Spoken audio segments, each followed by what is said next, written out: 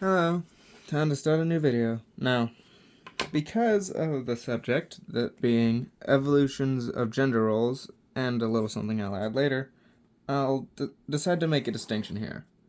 This add-on will be basically my added thoughts to this, whereas this will be based on what I can tell with history.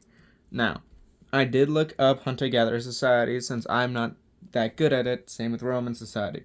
I'm much better at later societies, so for a little bit of extra information, look up Science Direct's Female foragers sometimes hunt, yet gendered divisions of labor are real for more information on hunter-gatherers. It's worth noting this was made in response to some people who published a study called The Myth of Man the Hunter, which was taking a shot at how gendered society was during hunter-gatherer periods, often framing it as more equal than modern day society, or in particular Victorian era. So let's start off with those hunter-gatherers, shall we? So for one, you have hunter-gatherers.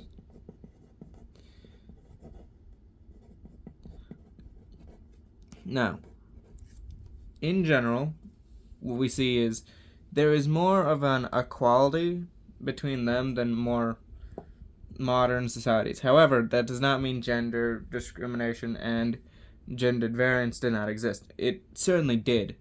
It's just there was no real patriarchy to the same extent. Because, plain and simply, they were more focused on survival. It was purely survival that hunter-gatherers were concerned with, especially because they did not have the consistent surpluses that agriculture provided. So, as a result, it led toward a sort of survival-based thought process where whatever you were best at, you did. If we needed food to hunt, sure, the men might go after big game, the women might go after smaller game, but no matter what, food was going to come. If that meant the men and the women had to be foraging bears together, so be it. If that meant everyone worked together to kill a mammoth, so be it. Everything was angled towards survival, so there was less of a hierarchy because everything was purely desperate. Now, what about Rome? We'll use Rome as a stand-in for classical civilization because it's a good way of basically looking at, especially an expansive one that controlled a lot of territory. Now, you're skipping the agricultural revolution and a lot of things, but as a general rule, what we see with the settling down between different societies is a patriarchy starts to form. If I had to theorize why, I would assume it's likely due to military service. Men are more likely to go into the military, and furthermore, they are on average stronger than women, which means it is easier for men to take control of a society, especially once survival is no longer a worry and a surplus is provided. Therefore, patriarchy naturally arises from the movement from hunter-gatherer to sedentary society. Is it guaranteed? No, in fact, we have several matriarchal societies that exist that are settled down, but that is my theory as to why we see a lot of patriarchies arising with settling down. Now, as for Rome, it was highly, highly focused on status. Survival is less of a concern, so unless you were, say, a farmer out in rural Gaul or just a farmer in general, there was less of a focus on survival because they had an agricultural surplus. There wasn't as much of a worry. This is especially true when we get to the empire and the grain dole, where grain was provided by the emperor to the people for free.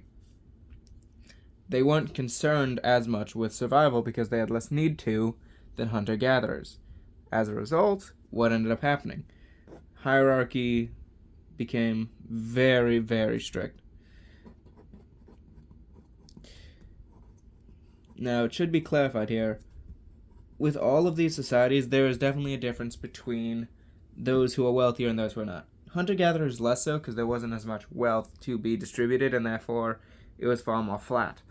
But with Rome especially, and later societies like we get to the medieval times and Victorian era, the wealthy, generally speaking, had their women usually far more in the modern imagination of a traditional housewife than especially the poorest of the poor. For example, a farmer would often have his wife working with him in the field because naturally they needed every hand they could get. Meanwhile, if you were, say, a wealthy patrician in Roman society, you didn't need to have excess workers, so usually the husband and the wife would just hire workers. So the hierarchy was far more at the top than it was at the bottom, because naturally this instinct results in a loosening of hierarchical divisions simply due to the nature of, well, survival. Then there's, of course, feudal times, medieval Europe. Worth noting, I will be using Europe because I'm better at that. For gender roles, generally it wasn't as much of a big deal because, well, they were mostly trying to simply live. I'll just try thrive since it already looks like it. But essentially, the goal was simply to live and survive through the next day, especially early on. Because with the fall of Rome, a lot of previously established administration that normally was keeping everything running smoothly was no longer there. As a result, the massively urbanized Roman population suddenly found themselves in a very agricultural style of situation and governance. Thus, when feudalism was slowly but surely rising, there was more of a focus on survival and then thriving in this very hierarchical system. Now, it wasn't completely hierarchical. There were still some people who could rise to the status of nobility from the plebeians, however, it was very rare. And so, the hierarchy softened. This is because, as things became more desperate, there was more of a focus on, well, the farmers. And naturally, that resulted in more of a focus on balancing who was doing what. As a result, we see women contributing a lot to their societies in work. There was less of a focus on women just doing one thing. Excuse me. And more of a focus on just filling the gaps where you could.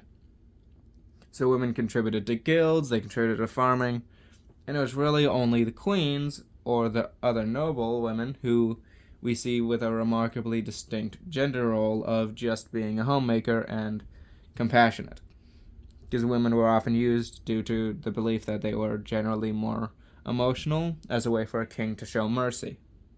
Basically, just have your wife pretend to be so emotional by you executing people, so you say, fine, I'll listen to my wife and release you. Now, was this often what happened? No, but it certainly happened to a decent enough extent that I know about it, which doesn't say much. It's also worth noting, through all of these times, especially Rome, feudal times, and what we'll get to later, women who were married to important people would often gain a lot of power simply because they had the ear of someone important. So, for example, Eleanor of Aquitaine was never fully in charge of England. She was not the one generally in control of it. However, she had the ear of the king, and she had several sons and daughters who were quite influential, and so she was able to gain a lot of power for herself by using what she did have. The same was true in Rome, with a lot of noble women who gained power because of important connections, using what power they did have to strengthen their positions. But then what about early modern women?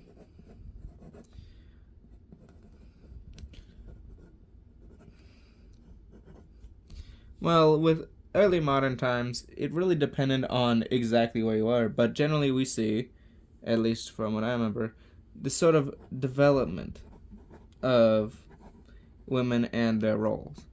For one, due to the nature of early modern society, due to its rapid economic growth and expansion across multiple theaters, resulting in a lot of reforms and changes, we see women especially taking advantage of this.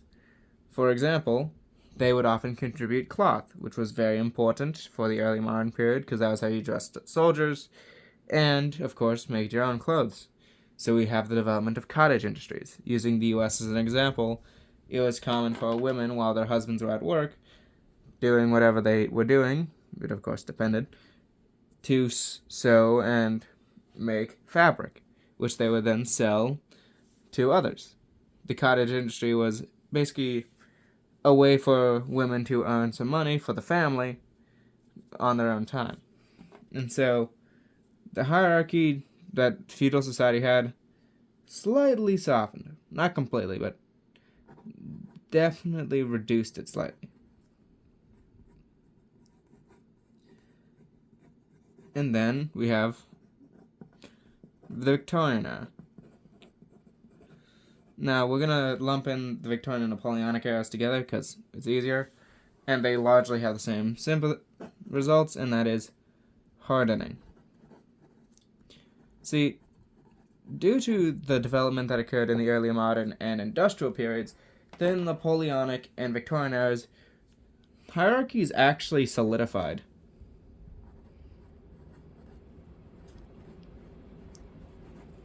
This is where we get the initial idea of women should be home, men should be working, because this is the first time we really have wage work as a notable part of the job market. Because most of the time, you're usually an artisan, so you made money based on what you created, or you were a farmer, which meant you had what you grew. In the Victorian era, we start seeing wage work really rise, meaning it was not about how much you produced, but rather working for so many hours for a set wage.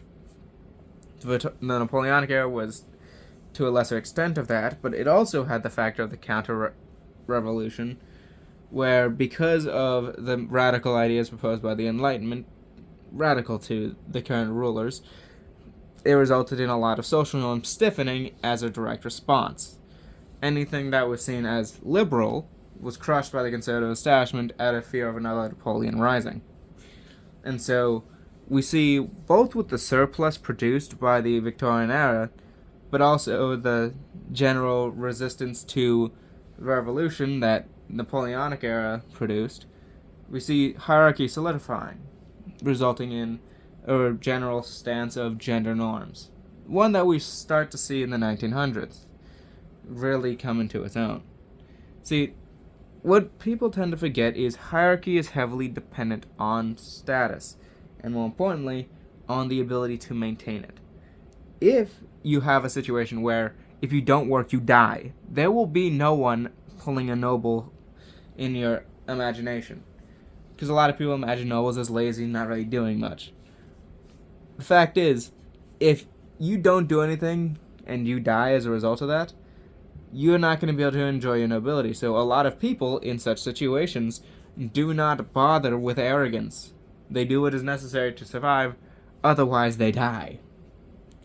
And so hierarchy and more structured organization is less common. Now, that certainly doesn't mean that hierarchy doesn't exist. It still does, just due to the nature of command and influence. But rather what we see is a more meritocratic system or a more loose system rather than a strict caste system. However, what we do see in societies with excess of resources, we see hierarchy strengthening and stiffening. For example, in India, we see a lot of it, as well as in China. But the Victorian era was this for Europe, due to the fact that economic opportunities boosted greatly the ability of the average man to be able to afford things, and because wage work was becoming more and more common, we see the hierarchy of how people are organized stiffen, and especially in the relation to gender roles that set women up to be the homemakers, sometimes working, most of the time not. And they were basically assigned their role of taking care of hearth and home rather than working like it was generally expected to do with agriculture. It is also worth noting, yes, women did work. For example, in Massachusetts and across New England, actually, there were mills that would hire exclusively women because they considered cloth and sewing to be a female thing. Furthermore, it is worth noting that we have, as the 1900s come around and the Victorian era starts to come to an end, we have women starting to work for magazines and other things not deemed as, shall we say, masculine. Now, still, they were male-dominated industries, generally speaking, but women still found some roles. But here's the kicker. here's the part where a lot of people more know. So during the World War period, I'll just call it the World War period because it's simpler.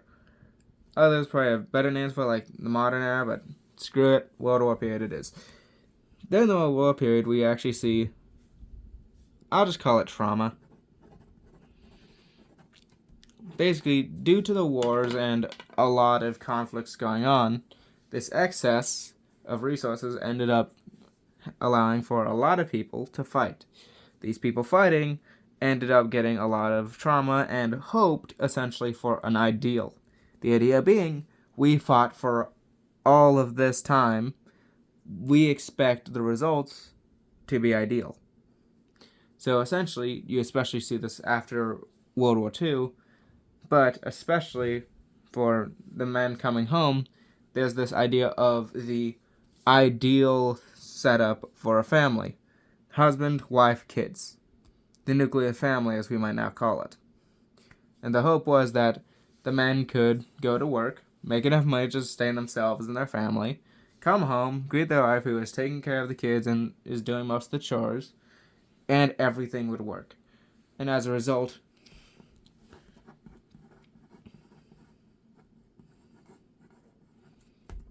stereotypes grew. Now, this whole concept of the nuclear family is relatively recent, because there wasn't enough generated wealth to allow for half the workforce to just not work. And even during the period, we do see women working, especially as a desperate war measure. See, we often allowed women in the workforce due to the fact that men were sent to the front lines. It was also worth noting women were commonly used to basically shame men to going to the front lines. Especially in Britain, where they decided to give women white feathers and tell them to hand it to any man they saw that wasn't in uniform. Because, yeah, that's going to help. But back to the point, and where I'm going with this. When it comes down to it, the World Wars essentially made people long for an ideal. This idealized, basically, white picket fence, I got a home, I make enough to sustain my family, everything is good. Because after all the trauma and constant war that occurred during the 1910s, 30s, and 40s, there was a real hope that after the wars, everything's over, we're good, we can live a normal, happy life. But that didn't really happen, and so what came next was the Cold War period. And here we see, I'll just put feminism.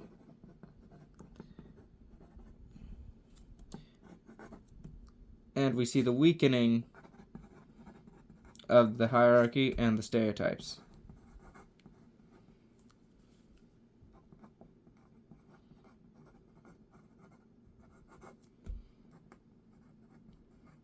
Gender roles are less of a thing following it because essentially the ideal did not work. The problem was, plain and simple, that while some men were having a good time and some women were having a good time, this was not true for everyone, and so, as a result, feminists, catching on to this, and deeming things not to be to their liking, started protesting and arguing for a change to the status quo, weakening what was currently there and resulting in a new system appearing. As a result, women joined the workforce, they were given increasing liberties, and furthermore, the idea of what it meant to be a husband and a wife changed. There's less expectation of one just being a homemaker and one just being a breadwinner. However, that did not mean that things were completely different. The whole nuclear family ideal was still there, it just weakened heavily. Because feminists deemed it as a way to basically enslave women to the kitchen, rather than as an ideal built specifically so that men could take care of their wives, and everyone could live an ideal life where the woman doesn't have to work, the man doesn't have to worry about getting shot while still being able to provide, and the children get to come home to a loving mother and a supportive father. The fact is, the nuclear family structure did not work completely like it, and feminists ended up basically trying to destroy it. However, it was still there, just not as strong. And then there is now,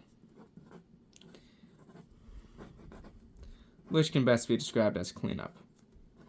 See, where we started with basically just a more meritocratic system purely based on necessity, which resulted in more hierarchies as things became more desperate and less as they became more challenging. What we see after the Cold War, well, actually during the Cold War and after the World Wars, is a weakening of hierarchies purely on the basis of excess. And the result is now chaos. See, the reason Tradwives even became a thing as a trend online was because women, generally speaking, were seen as entitled bad people, and men were seen as sexist pigs. Both sides did not like each other, and it resulted in a lot of degeneracy and chaos. Lacking a unified vision, what ended up happening is basically everyone took their own idea of what relationships between the sexes and gender roles should be. And so we are at a point of basically no understanding of what should be done by who and how. This has naturally resulted, unfortunately, in the growth of very, very strict stereotypes and hierarchies, while at the same time having others attempt to essentially destroy any semblance of difference between the sexes, despite the fact that there are differences. I am not the same as a woman. I am an individual, yes, but my body still has its notable quirks due to me being male. As a result, there will be natural differences between the two. That's just inevitable. However, the effort to essentially destroy the common stereotype of the nuclear family resulted in far, far worse, because now we had no unified idea of what the family even should be, and things went to chaos. Because if no one can agree, then everyone tends to result to assuming that their way is right and others are not. Essentially, there was nothing unifying the different peoples, which came even worse when financial troubles made everyone start looking at each other a lot more untrustworthy. Basically, I don't know how best to explain this, but coupling the desperation that came from a bunch of economic misfortune, especially in the 2000s, what with the dot-com bubble and eventually the Great Recession, people basically were broken out of this excess that we had so long enjoyed during especially the early Cold War, and more than that, the 2001 terrorist attacks, specifically 9/11, broke any sense of security, especially for Americans. So, when everything was basically in flames, we did not have anything unifying us that could be turned back to and saying, yeah, this is what unites us, especially in the family. And so, people tried to find something else. And it resulted in people like Andrew Tate becoming a thing. Ugh. Needless to say, not good. So, that begs the question, where should we go now? I would like to propose a modification to the standard nuclear family. And yes, I am using the nuclear family as a base because I am normal. More specifically, I don't trust polygamy because it has not worked in basically every society it's been tried in and generally results in worse results. So, to explain, how should the family be organized? Simple. Breadwinner,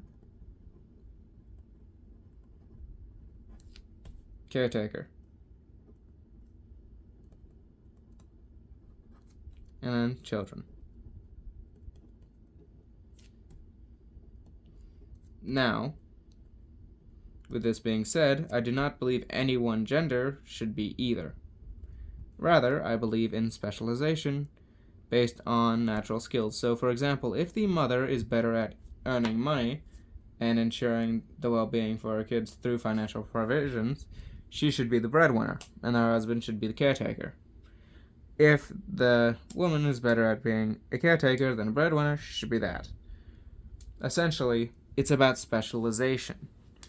Recognizing that while we cannot do everything, we can do something, and so breaking up their well-established needs, the need for money,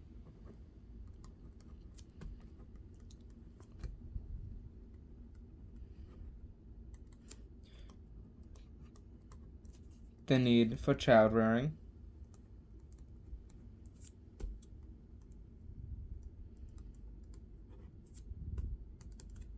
chores,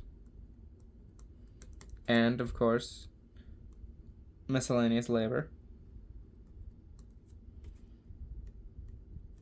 I figured the best solution was essentially to split it. The breadwinner takes the need for money, they're the one who provides it, and any miscellaneous physical labor needed, while the other takes care of the children and does chores around the house. Now, both should be able to do the other's job if necessary. For example, if the breadwinner is sick, the caretaker should be able to do some miscellaneous labor and provide some level of financial stability. However, they still are best at taking care of children and doing the chores. Taking care of children means less childcare costs, meaning cheaper living and thus better things overall. Simultaneously, the breadwinner should be able to take care of the kids and chores, but due to their specialization in earning money and miscellaneous physical labor, they will be far more efficient at bringing in money, thus resulting in a higher quality of life. Therefore, you reduce the costs of taking care of the kids while simultaneously bringing in more money for them, resulting in a net benefit on both ends in terms of productivity and efficiency. Furthermore, due to one person always being home, you allow for the indoctrination of children into good moral values and productive belief systems. This thus boosts child probability of success and increases their attachment and understanding of emotion because they constantly interact with someone, namely the caretaker. Now, I would not force this on anyone, but it is what I would advise. And the reason I made sure to make it not based on gender is, one, because I don't care what gender things are, things need to get done. And two, this allows for more modification and adaptation based on individual circumstance. You just need to find someone who's able to contribute what you can't, and you will thus be able to live a fairly effective life. So while everyone should be able to do chores, having one specialized to do it allows for more efficiency, and it also means that you have greater results for everyone. Specialization, division of labor, that is key to anything, especially if you want a productive group of people in a workforce. It would also mean wages go up, because here's the thing. As much as people like to forget about this, when it comes to women entering the workforce, the worst part was it depressed wages. See, let's say hypothetically that 25% of the current human population of the US is male, specifically adult male, eligible to work. Then you have 25% that are working age women, and the rest is men and women who are unable to or not old enough. You thus have the retirees, children, and others who are unable stuffed in that half, and then, of course, you have the working age males. Now, going back to the 1940s, where this really became a thing, and it was less noticeable, that's around 100 million total, so we're looking at 25 million workers. Now, naturally, of those who are not expected to work, still you'd expect some of them to do so. So, let's say about a third of them do, which would be more... Actually, let's just make it easy and set it to 33 million total. So, let's say 33 million work. Alright, that's an extra 7 million. Already a lot to handle if the population in the 1940s is around 100 million. Now, I want you to imagine going from 33 million to 58 million.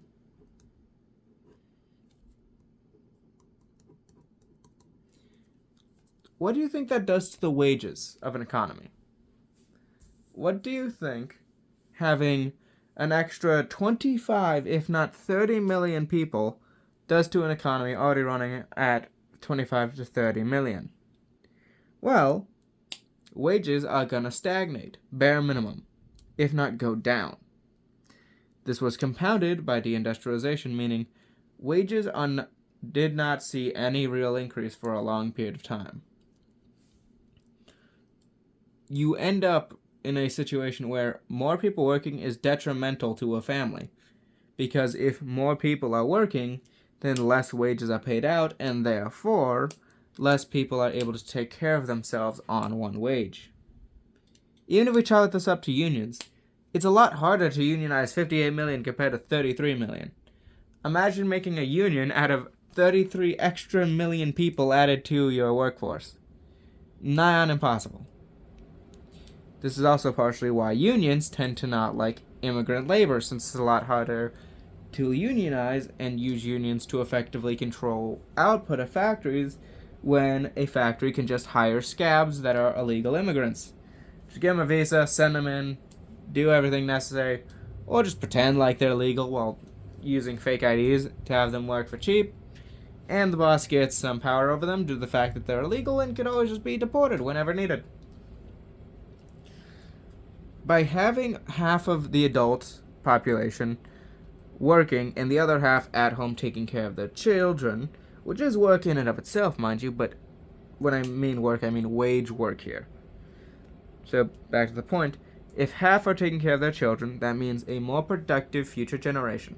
Simultaneously, the reduced competition in the workplace means the breadwinners are going to bring home more money, thus allowing for better taking care of the kids. And since childcare no longer has to be paid for because one parent's home, you end up in a situation where it is a net profit to not have people work. Unironically. Now, one may ask, what about divorce? Let's say this system's set up and then divorce occurs. Would that mean the end for the structure because it's based on two people? No. This is why I said both sides should be able to do this, but they specialize in a specific set because it means they can fill in when necessary, but at the same time, they have their specialty that they are best at and are more efficient at. So if divorce does occur, it can still function fine, just less efficiently. My personal thoughts on divorce is generally I wouldn't recommend it, but hey, things happen, people exist. Maybe someone dies, who knows? Maybe it's an actual divorce. It doesn't matter. What matters is reality is reality. And the most efficient setup for humanity is division of labor. In a relationship where children are a thing, that means, naturally, that one should be doing one thing, the other should be doing the other. Now, of course, they should be able to fill in when necessary, but at the end of the day, specialization results in greater results and productivity so that the society runs more efficiently and the family, specifically, has greater results in terms of taking care of their kids, ensuring good results for the future generations, and maintaining happiness. As an added bonus that I just now remembered, you would also have one more able to serve as basically a rock for the other. During the weekends, when the husband, or whoever the breadwinner isn't working, they can serve as a rock for the caretaker who, naturally speaking, has to deal with more work due to the fact that they are constantly dealing with children. Simultaneously, during work days, where the breadwinner is constantly working, but the caretaker has less to work about because the children are off, usually in school, then the caretaker can act as the rock for the breadwinner, thus allowing for emotional support on both ends.